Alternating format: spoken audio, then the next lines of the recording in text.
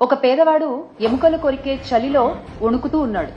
అది చూసిన ఒక పెద్ద మనిషి, అలా వణుకుతూ ఎంతసేపు ఉంటావు, ఆగాగాగు, నేను లోపలికి వెళ్ళి నీకు చక్కగా వెచ్చటి రగ్గు తీసుకొచ్చిస్తాను, అది కప్పుకున్నావంటే చాలా బాగుంటుంది ఈ చలిలో నీకు అని చెప్తాడు.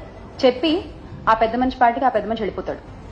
బయట ఇతను వెయిట్ చేస్తూ ఉంటాడు, ఆ పెద్ద మనిషి ఎప్పుడు వస్తాడు, ఆ రగ్గు ఎప్పుడు తెస్తాడు, నేను ఎప్పుడు కప్పుకోవాలి, నేను ఎప్పుడు నిద్రపోవాలి అని. మాట ఇచ్చిన పెద్ద మనిషి ఇచ్చిన మాట సంగతి మర్చిపోతాడు. మరుసటి రోజు ఉదయం ఆ మనిషికి ఆ మాట గుర్తొచ్చి బయటకు వచ్చి చూస్తే అప్పటికి ఆ పేదవాడు చనిపోయి ఉంటాడు. అతని చేతిలో ఒక ఉత్తరం ఉంటుంది. అది తీసుకుంటే దాంట్లో ఇలా రాసి ఉంటుంది, అయ్యా, నా శరీరం చలిలో ఉన్నా ఆ చలికి అలవాటు పడిపోయి ఉంది, బతికున్నా నేను అప్పుడు.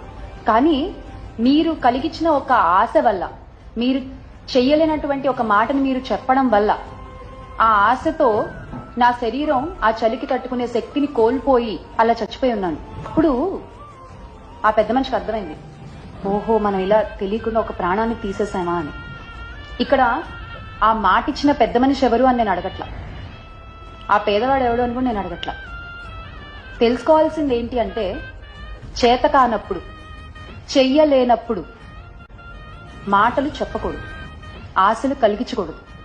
వీటినే అచ్చ తెలుగు భాషలో చెప్పాలంటే శుష్క వాగ్దానాలు అంటారనమాట. నా సిపిఎస్ మనం అధికారంలోకి వచ్చిన వారంలో చేపించేస్తానన్న, దాని గురించి పక్కన పెట్టి ప్రతి గవర్నమెంట్ ఉద్యోగస్తునికి నేను మాట ఇస్తా ఉన్నాను, నాది బాధ్యత అని చెప్తా ఉన్నాను, వారంలో చేయిస్తానని చెప్పి మీ అందరికీ హామీ ఇస్తా ఉన్నాను.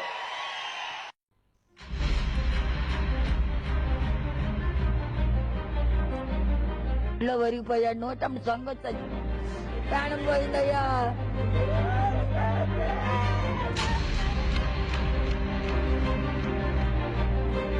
ఊళ్ళో ఎదురుగానే పిల్లలు చౌపక్క చదువుకుంటా ఉన్నారు, ఎదురుగా మద్యం షాపు కనిపిస్తా ఉన్నారు. రాష్ట్రాన్ని సర్వనాశనం చేస్తా ఉన్నారు.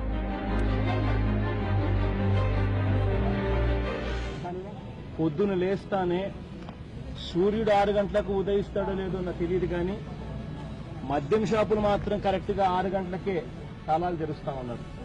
బెల్ట్ షాపులు తీసేస్తానంటాడు, 5 సంతకాల్లో ఒక సంతకం కూడా పెడతాడు.